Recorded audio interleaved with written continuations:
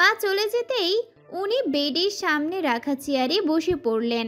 হাতের ব্যাগটা পাশে রেখে হাত পা টান টান করে মাথা পেছনের দিকে হেলিয়ে বসলেন। ওনার গলার একটা অংশ উঁচু হয়ে আছে, বারবার ওঠানামা করছে। অন্যরকম সুন্দর লাগছে ওনাকে। পরনে সাদা কালো check shirt, brown colour jeans, হাতাটা কনুই পর্যন্ত গোটানো, বাম হাতে ব্যান্ডেজ, ডান হাতে ঘড়ি, চোখ দুটো লাল হয়ে ফুলে আছে। মনে হচ্ছে সারা রাত ঘুমাননি উনি। সিল্কি চুলগুলো আজ প্রথম অগোছালো, কেমন পাগল পাগল ভাব চোখে মুখে। এই পাগল চেহারাটাই অন্য কাউকে পাগল করার জন্য যথেষ্ট। আমি চুপচাপ ওনার দিকে তাকিয়ে আছি। উনি এবার সোজা হয়ে বসলেন, ডান হাতে চুলগুলো হাত চালিয়ে বললেন, খাচ্ছ না কেন? ক্ষুধা পাইনি? আমি মুখ ফুলিয়ে চুপচাপ বসে গোল গোল চোখে ওনার দিকে তাকিয়ে আছি। উনি আমার দিকে কিছুক্ষণ তাকিয়ে থেকে মাথা নিচু করে মুচকি হেসে অন্যদিকে তাকিয়ে হেসে দিলেন।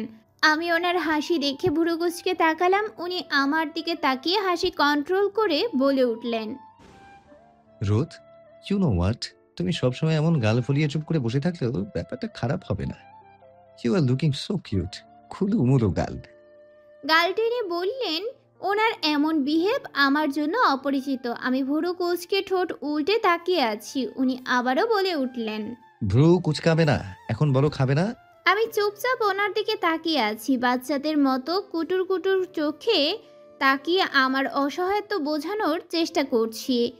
উনি আমার দিকে তাকিয়ে মুচকি হেসে হালকা গলায় বললেন, খেতে ইচ্ছে করছে না? ওকে, নার্স নার্স। তৎক্ষণাৎ দরজা খুলে রুমে ঢুকলো একটা অল্প বয়সী নার্স। সেও টুকুর টুকুর চোখে তাকিয়ে আছে শুভ্রর দিকে। শুভ্র মুচকি হেসে বললেন, এক্সকিউজ মি, এই খাবারগুলো নিয়ে যান। নার্সটা এখনো দাঁড়িয়ে আছে। মেয়েটাকে এভাবে দাঁড়িয়ে থাকতে দেখে অন্যদিকে মুখ ঘুরিয়ে একটা দীর্ঘশ্বাস ফেলে ঘাড় ঘুরিয়ে রোগী চোখে তাকিয়ে বলে উঠলেন। আপনি কি যাবেন?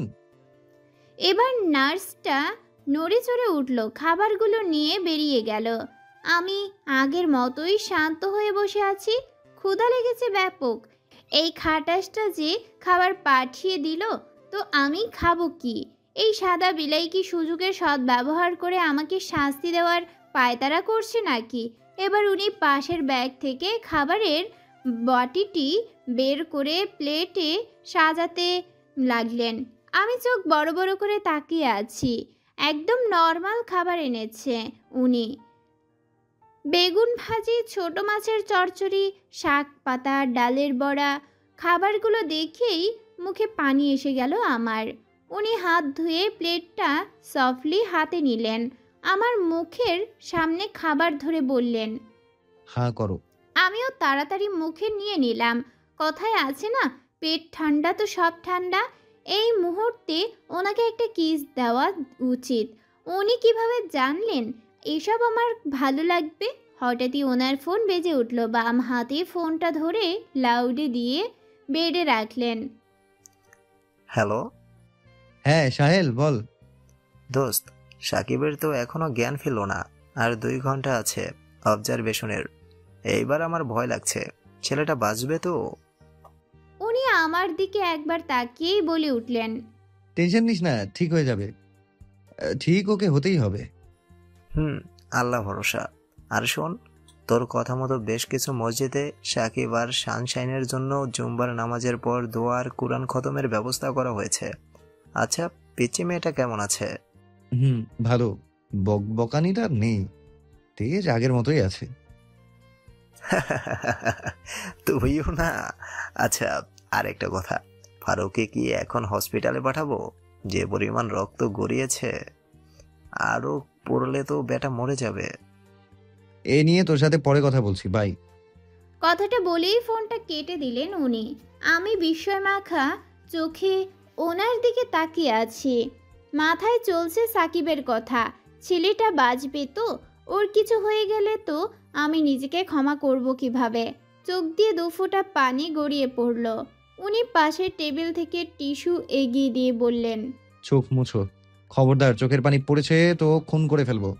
সারাটা রাত টেনশনে রেখে এখন কাঁদছো, আর এক ফোঁটা চোখের পানি পড়লে এক্ষুনি খিচে দিব এক চর।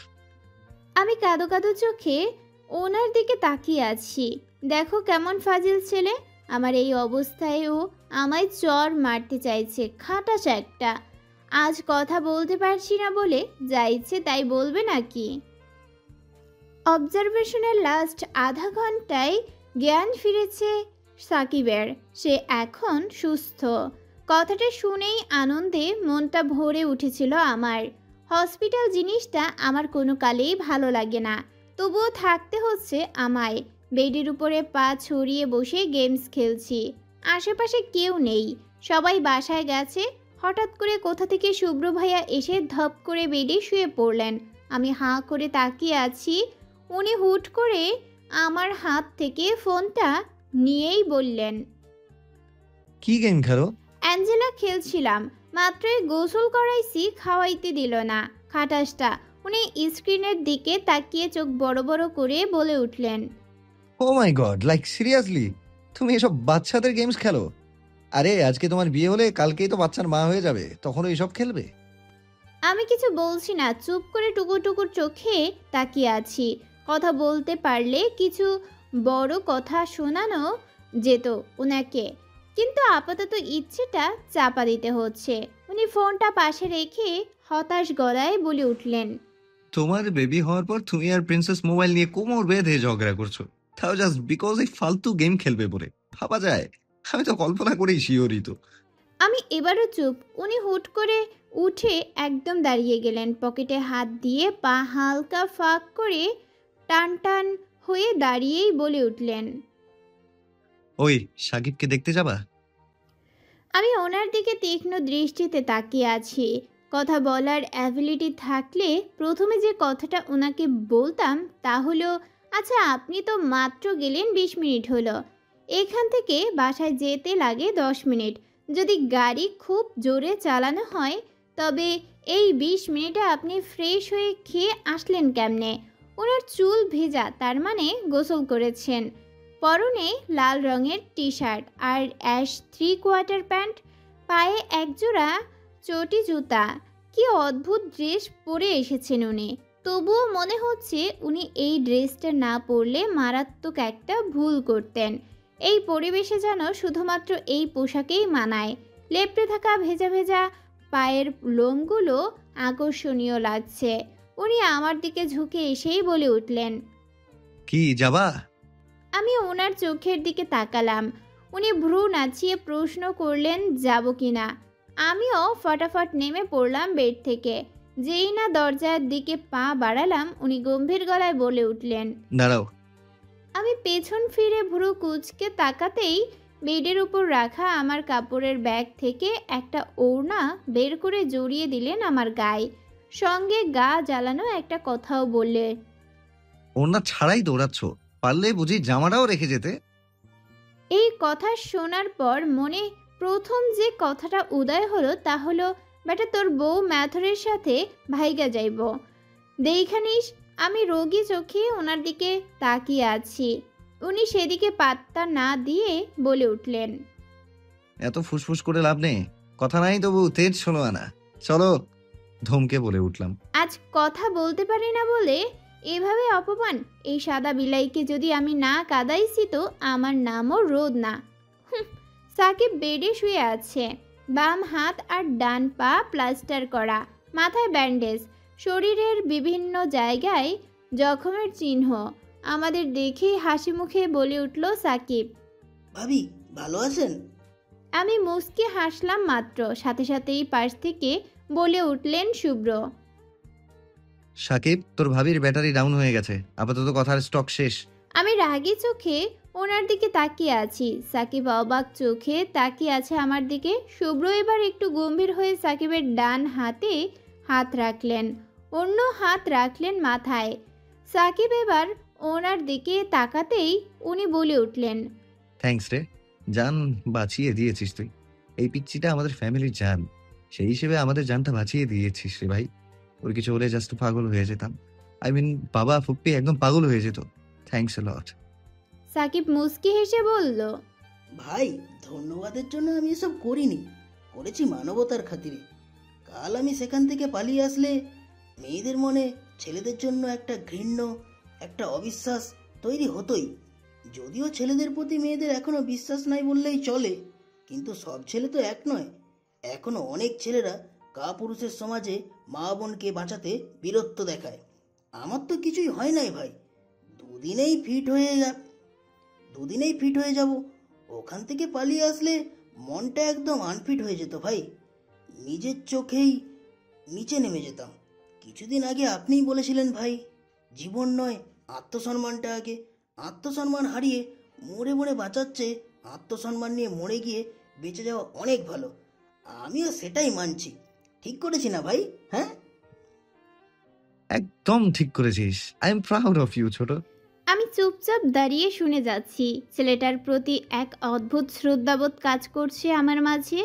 সাকিব আমার দিকে তাকিয়ে হেসে উঠে শুভ্র ভাইয়ার দিকে তাকিয়ে আবারও বলে উঠল, আরে না, তোর ভাবি সাময়িকভাবে চুপ করে আছে। পৃথিবীর মানুষকে একটু শান্তি দিচ্ছে আর কি, ক্ষণিকের শান্তি। দুদিন পর আবারও বকবক পকপক শুরু হবে, নো টেনশন। লাস্টের কথাটা শয়তানি হাসি দিয়ে বলল, বেটা বজ্জাত সুযোগের সৎ ব্যবহার বেশ ভালোই করছে। কিন্তু আমিও কম কিসে, দিলাম ওনার পায়ে জোরে এক পাড়া। এখন বোঝো ঠেলা। উনি লাফিয়ে বলে উঠলেন। উফ, পাড়া দিলে কেন? আমি নাক মুখ খিচে ওনার পকেট থেকে ফোনটা ছিনিয়ে নিয়ে একটা মেসেজ টাইপ করে ওনার সামনে ধরলাম। আমাকে তোর ভাবি বলছেন কেন? মেসেজটা দেখে ভুরু কুঁচকে বলে উঠলেন উনি। আরে সাকিবের যেন বুঝতে সুবিধা হয় তাই বললাম আর কি। বাচ্চা মানুষ না ও, তার উপর মাথায় আঘাত পেয়েছে, বুঝুই তো, ডেঞ্জারাস ব্যাপার স্যাপার। এইবার আমি আরেকটা মেসেজ টাইপ করে সাকিবের সামনে ধরলাম। আমাকে ভাবি ডাকেন কেন? হোয়াই?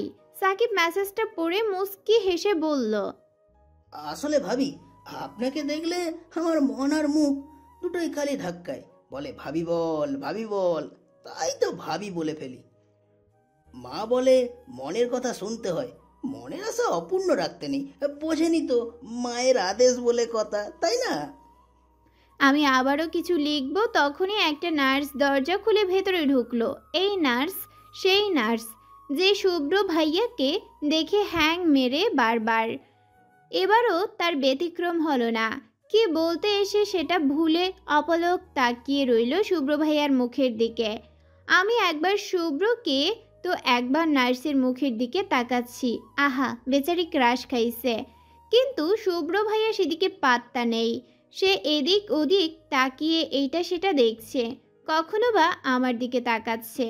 আমার খুব করে ইচ্ছে করছে শুভ্র ভাইয়াকে বলতে, ভাইয়া নার্স বেচারি ক্রাশ খাইছে, একটু তার দিকে মুখ তুলে তাকান। কিন্তু বলা হলো না। অতঃপর অন্য একটা নার্স এসে বলল রুম ফাঁকা করতে এবং আমার ঔষধের টাইম হয়ে গেছে। যুবতী নার্সটা আমায় ঔষধ খাওয়াবে, আমি যেন ক্যাবিনে যাই। কথাটা বলা শেষ হতেই শুভ্র ভাইয়া বলে উঠলেন, নো নো, এই ভদ্র মহিলাকে নিয়ে যান। উনাকে খাওয়াতে হবে না ওষুধ। ওনাকে দেখে মনে হচ্ছে না উনি এই দুনিয়ায় আছেন।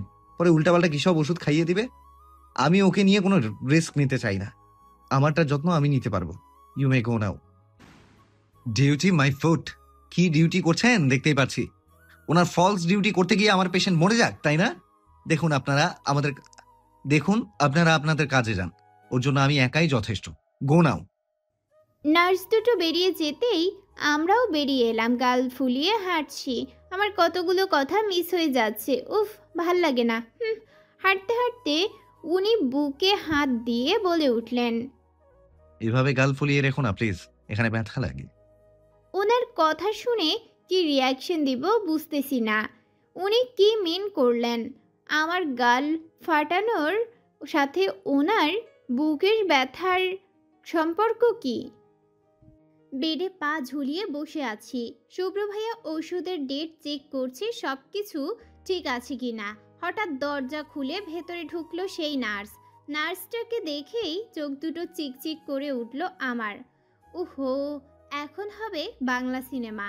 শুভ্র দরজার শব্দ শুনে পেছন ফিরে তাকিয়েই ভুরু কুঁচকালো। নার্সটি কাঁপা কাঁপা গলায় বলল, আপনাকে আমি আসতে বলেছিলাম? আর আপনার কি মনে হয় ওকে ওষুধ খাওয়ানো আমার জন্য কষ্টের ব্যাপার? Not at all. আর আমার রোদের জন্য আমাদের রোদের জন্য এত নার্স বা অ্যাসিস্ট্যান্ট লাগবে না। I am enough for her. So you just get lost.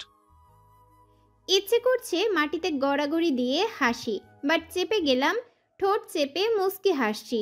শুভ্র আমার দিকে তাকিয়ে ধমকে উঠলেন, হাসছো কেন? হাসবে না একদম। আর আপনি এখনো দাঁড়িয়ে আছেন কেন? বিরক্ত না করে যান তো। নার্সটা এখনো দাঁড়িয়ে চুপচাপ তাকিয়ে আছে শুভ্রর দিকে।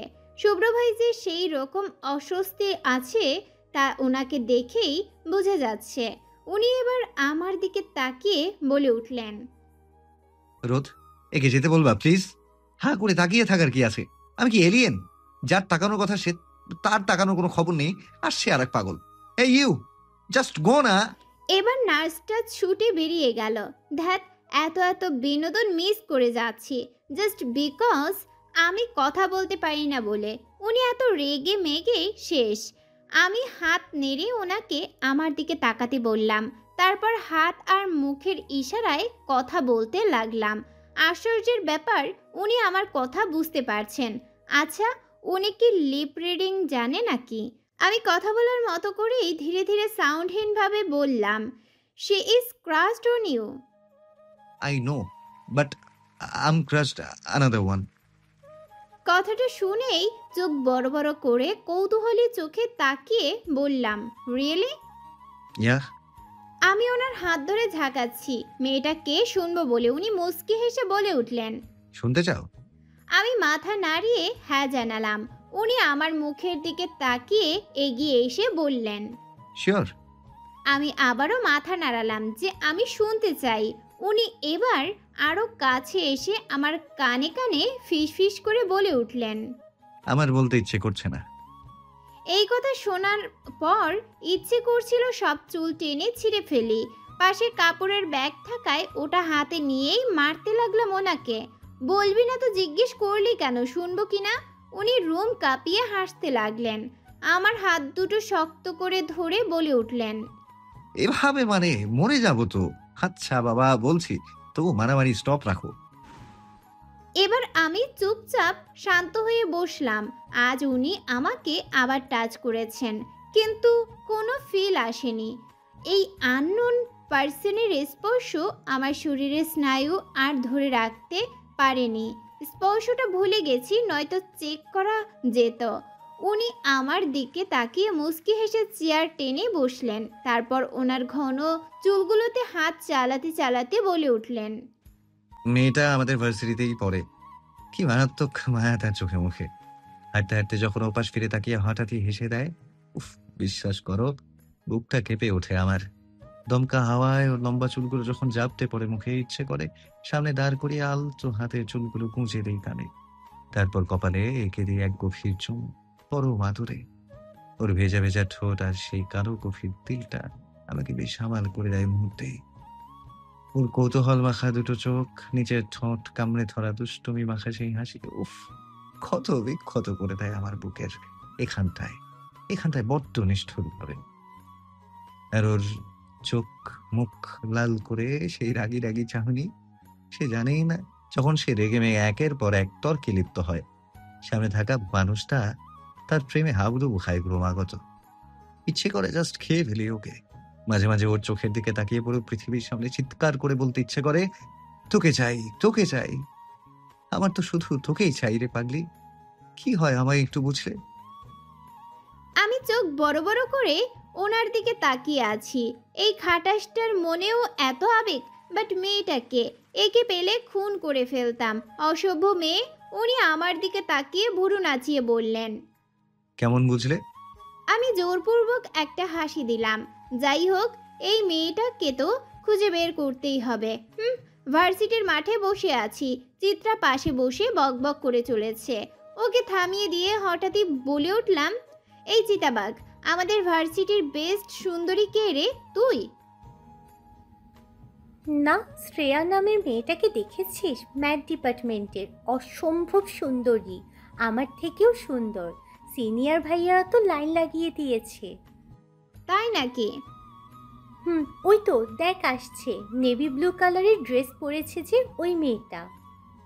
ওহ, দেখতে তো সুন্দরী, ডাক তো ওকে, কথা আছে। ওর সাথে তোর কি কথা? আরে ডাক তো দে, পরে বলছি কি কথা। কিন্তু কি কথা সেটা তো বল। তুই কি খেয়াল করেছিস শুভ্র ভাইয়া ওর দিকে প্রেম প্রেম নজরে তাকিয়ে থাকে? কি কি বলছিস তুই? শ্রেয়াকে? ইম্পসিবল, শুভ্র ভাই কোনো মেয়ের দিকে ওভাবে তাকাই না।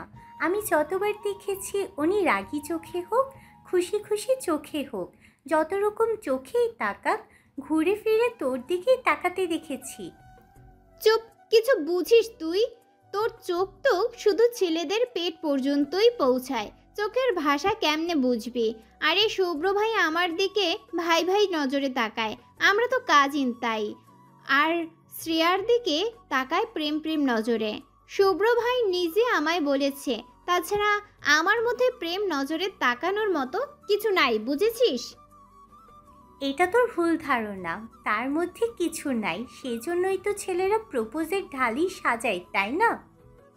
তুই থামবি? ফাউল প্যাচাল বাদ দিয়ে ওকে ডাক। শুভ্র শ্রেয়া দেখেছিস, নামটাও মিলে যায়। শ্রেয়া মেয়েটা আমাদের সামনে বসে আছে, সত্যিই মেয়েটা অসম্ভব রূপবতী, ছেলেদের প্রেমে পড়ার জন্য উপযুক্ত বটে, শুভ্র ভাইয়ের জন্যও পারফেক্ট। আমি মুস্কি হেসে বলে উঠলাম, কেমন আছো শ্রেয়া? ভালো, তুমি? আমিও ভালো। আচ্ছা, শুভ্র ভাইকে চিনো? আবরার শুভ্র? কে না চিনে ওনাকে? উনি তো ভার্সিটির ক্রাশ। মারো ক্রাশ? অবভিয়াসলি। ওহ, বলছিলাম কি, তুমি কি জানো শুভ্র ভাইয়া is in love with you? What? অবাক হয়ে? আমার তো তাই মনে হয়। উনি তোমার দিকে কেমন করে তাকায় তুমি খেয়াল করনি? সেদিন তুমি শাড়ি পরে এসেছিলে, ভাইয়া তো তোমার দিকে চোখই সরাতে পারছিল না। আমি নিজের চোখে দেখেছি, চিত্রাও তো দেখেছে। জিজ্ঞেস করো ওকে। এই চিত্রা, বল দেখেছিস না? ধাক্কা দিয়ে বললাম। হ্যাঁ হ্যাঁ, দেখেছি তো, দেখেছি। তারপর আমরা যখন ওনাদের পাশ কাটিয়ে যাচ্ছিলাম, উনি সাহেল ভাইয়াকে বলছিলেন, মাশাল্লাহ মেয়েটাকে কি কিউট লাগছে। চিত্রা ভাইয়া বলেছিল না? হুম, বলছিল তো। ও মাই গড, আমি পাগল হয়ে যাব। কিন্তু উনি আমায় বলেননি কেন? আরে বুঝো না, ক্রাশ আইকন। নিজে থেকে বলবে নাকি? তোমায় বলতে হবে। একটু কাছাকাছি যাও, হাতে হাত ধরো, তবেই না হবে। কিভাবে কি করব কিছুই তো বুঝতে পারছি না। রিল্যাক্স, আমি আছি কেন। শোনো, কাল তুমি শাড়ি পরে এসো। উনি বলছেন শাড়িতে তোমায় নাকি হট লাগে। তারপর সামনের রিউনিয়নের জন্য যে ভলেন্টিয়ার নেওয়া হচ্ছে, সেটা নিয়ে ভাইয়ের সাথে কথা বলতে যাবে, তাহলেই কাহিনী ঘটবে। শাড়িতেই আর ফর রোম্যান্স শুরু হবে এবার শয়তানি হাসি দিয়ে। ঘুম থেকে উঠতে উঠতে 9টা, একদম সময় নেই হাতে। কোনো রকমে চোখে মুখে পানি দিয়ে ড্রেসটা চেঞ্জ করে নিলাম। চুল আঁচড়ানোর সময় নেই হাতে, তাই লাল ওড়নাটা মাথায় দিয়ে মাথা ঢেকেই ব্যাগ নিয়ে রওনা দিলাম ভার্সিটি। লেট হলে সব প্ল্যানিং ভেস্তে যাবে। চিত্রাও আছে আমার সাথে, কিন্তু তার মুখ অফ। তার কাছে ব্যাপারটা মোটেও ভালো লাগছে না। তার ধারণা খুব শীঘ্রই আমরা শুভ্র ভাইয়ার প্রদত্ত বাস খাবো। অবশেষে শ্রেয়া এলো। মেজেন্ডা শাড়িতে মারাত্মক সুন্দরী লাগছে ওকে। ছেলে হলে নগদে প্রপোজ করে দিতাম ওকে। এখন বুঝতে পারছি শুভ্র ভাইয়া যেন তেন মেয়ের প্রেমে পড়েনি। আমরা অনেক খুঁজে শুভ্র ভাইয়াকে খুঁজে বের করে অডিটোরিয়ামে এসে দাঁড়ালাম। শ্রেয়াকে দেখে সব ছেলেরা হাঁ করে তাকিয়ে আছে। শুভ্র ভাইয়া আমাদের দিকে ভুরু কুঁচকে তাকিয়ে বলে উঠলেন, কিছু বলবে? এবার ওনার সামনে গিয়ে দাঁড়ালাম। শ্রেয়া ওনার সাথে কথা বলছে, আমি এদিক ওদিক দেখছি কে কি করছে। হঠাৎ চিত্রার হাতের খোঁচায় ওর দিকে তাকালাম। ও ফিসফিসে বলল, দেখ, শুভ্র ভাইয়া তোর দিকে তাকিয়ে আছে। আমিও আর চোখে তাকালাম। হ্যাঁ, উনি আমার দিকেই তাকিয়ে আছেন। আমাকে তাকাতে দেখেই শ্রেয়াকে মাঝপথে থামিয়ে দিয়ে বলে উঠলেন, তুমি ব্রেকফাস্ট করেছো সকালে? এটা কি খাবার কথা জিজ্ঞেস করার সময়? শ্রেয়া ওনাকে কতটা ইম্পর্টেন্ট কথা বলছে, আর উনি উনি আবারও বলে উঠলেন, কিছু জিজ্ঞেস করছি আমি, খেয়েছো সকালে আর ওষুধ? আমি ঢোক গিলে নিয়ে বলে উঠলাম, ভাইয়া শ্রেয়ার কথাটা বেশি ইম্পর্টেন্ট। কিন্তু কে শুনে কার কথা? উনি সাব্বির ভাইকে ডেকে শ্রেয়ার সাথে এই বিষয়ে ডিসকাশন করতে বলে আমার কাছে এসে বললেন, চলো খাবে। লও ঠেলা, প্ল্যানের 12টা বাজিয়ে ভাইয়া আমাকে খাবার অফার করছে, ভাবা যায়? অসহ্য। ব্রেকফাস্ট করার হলে ক্যান্টিনে যাব, আপনি আমায় গাড়িতে আনলেন কেন? আর এভাবে আনার মানে কি? সবাই কেমন করে তাকিয়েছিল দেখেছেন? আই ডোন্ট কেয়ার, এখন ওড়নাটা খুলো। হোয়াট? কি বলছেন এসব? অবাক হয়ে বললাম, আমি ওড়নাটা মাথায় থেকে সরাতে বলেছি, জাস্ট, অন্য কিছু না। আর কারো সামনে এভাবে মাথায় ওড়না দিয়ে আসবে না। কেন? সবগুলো ছেলে কেমন আহাম্মকের মতো তাকিয়েছিল। স্কার্ফ পরতে পারতে। এভাবে অগোছালো চুলে, ঘুমো ঘুমো চোখে, মাথায় লাল ঘুমটা এটে ছেলেদের হার্ট অ্যাটাক করাতে চাও? লিসেন, ছেলেরা আমাকে নয় শ্রেয়াকে দেখছিল, ওকে? এই জন্যই তো সাহেলের মুখে মাছি ঢুকে যাচ্ছিল। ও তোমায় চোখ দিয়ে গিলে খাচ্ছিল। ওয়াও, সাহেল ভাইয়া আমায় দেখছিল? রিয়েলি? উনি ভুরু কুচকে বললেন, এত খুশি হচ্ছ কেন? তো খুশি হব না? I am really crushed on him. You know what, উনি কি কিউট অ্যান্ড সুইট, অনেক ড্যাশিং। আমার কথাটা হয়তো ওনার হজম হলো না। হঠাৎই আমার দিকে এগিয়ে এলেন।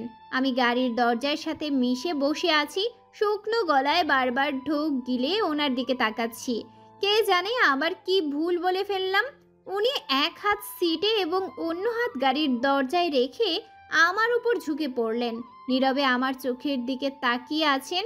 কি অস্বস্তিকর ব্যাপার। আমি নড়ে চড়ে উঠতেই উনি আরও এগিয়ে এসে বলে উঠলেন, সাহেল ড্যাশিং, কিউট, সুইট, তো আমি কি? আপনি তো পুরোই স্ট্রবেরি আইসক্রিম মনে মনে। আপনি আপনি ভাইয়া। আমার কথাটা শুনেই হতাশ দৃষ্টিতে আমার দিকে তাকালেন। আমি ওনাকে ধাক্কা দিয়ে সরিয়ে জোরে শ্বাস নিতে লাগলাম। শ্বাস নিতে নিতে সামনের দিকে তাকাতেই সাহেল ভাইয়াকে দেখতে পেলাম কারোর সাথে হেসে হেসে গল্প করছেন। আমার অবচেতন মন বলছে শুভ্র ভাইয়া সাহেল ভাইয়ার প্রতি জেলাস। কারণ না জানলেও জেলানেসটা বাড়িয়ে দিলে কেমন হয়। যেমন ভাবা তেমন কাজ। শুভ্র ভাইয়া চোখ মুখ লাল করে বসে আছেন। ওনাকে শুনিয়ে বলে উঠলাম, লুক ভাইয়া, সাহেল ভাইয়াকে নেভি ব্লু শার্টে কি কিউট লাগছে। উফ, আমি তো আহত। আচ্ছা ভাইয়া, সাহেল ভাইয়া তো আপনার বেস্ট ফ্রেন্ড। তাহলে একটা কাজ করি, আমি ওনাকে পটিয়ে বিয়ে করে ফেলি। তাহলে আপনাদের রিলেশন আরও ক্লোজ হবে। আপনার বোনের হাজবেন্ড বলে কথা, তাই না? আচ্ছা, আমি সাহেল ভাইয়ার কাছে যাই, ওকে? কথাটা বলে গাড়ির দরজায় হাত দিতেই উনি আমার হাতটা জোরে টেনে ধরে চোখ মুখ লাল করে বলে উঠলেন, খবরদার, গাড়ি থেকে নামবে তো। Look at me, damn it. কি পেয়েছো ওর মধ্যে? বলো, কি পেয়েছো? কথাটা বলেই গাড়ির সামনের দিকটায় খুব জোরে আঘাত করলেন উনি। এমন কিছু হবে ভাবিনি। আমি চমকে উঠে ওনার হাতের দিকে তাকিয়েই অবাক হলাম। ব্যান্ডেজ ভিজে রক্ত গড়িয়ে পড়ছে। একটু রক্ত তেমন কোনো ব্যাপার না, কিন্তু আমার চোখ ভাসছে সেই রাতের ঘটনা। অনেক রক্ত, চারপাশে অনেক রক্ত। আমি কোনো রকম বলে উঠলাম, বিরক্ত। উনি আমার কথায় হাতের দিকে তাকিয়ে ফিরে তাকালেন। হাতের দিকে থেকে দৃষ্টি সরিয়ে আমার দিকে তাকিয়েই ডান হাত দিয়ে আমাকে নিজের কাছে টেনে নিয়ে মাথাটা চেপে ধরলেন বুকে।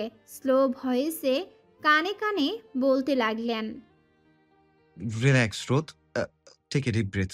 কিছু হয়নি, কিছু না। চোখ বন্ধ করো, আমার সাথে কথা বলো। আমি কিছুই বলছি না, চুপ করে ওনার বুকে মাথা গুজে খামচে ধরে আছি ওনার শার্ট। উনি আমাকে ধরে রেখেই রক্তমাখা হাতে সাহেল ভাইয়াকে কল করলেন। হ্যালো সাহেল, তো সামনেই আমার গাড়ি, প্লিজ গাড়ির কাছে আয়, ইমার্জেন্সি। কিছুক্ষণ পরই সাহেল ভাইয়ার কথা শোনা গেল। কিরে শুভ্র, ডাক। হঠাৎ থেমে গিয়ে শানশানকে এভাবে জড়িয়ে ধরে আছিস কেন? Look at my hand, bleeding হচ্ছে। আর ওর ব্লাড ফোবিয়া আছে। প্লিজ ব্যান্ডেজটা করে দে, চেঞ্জ করে দে। আমি এক হাতে পারবো না। ওহ ওকে, বাট এমনটা হলো কিভাবে? শুভ্র, তোর রাগটা বেশি বেড়ে গেছে। সেদিন ফারুককে মেরে নিজের ইচ্ছেতে হাতটা কেটে বেহাল দশা করলি। আজ আবার ব্যান্ডেজটা খুলতে খুলতে। আজ ইচ্ছে করে করিনি, হয়ে গেছে।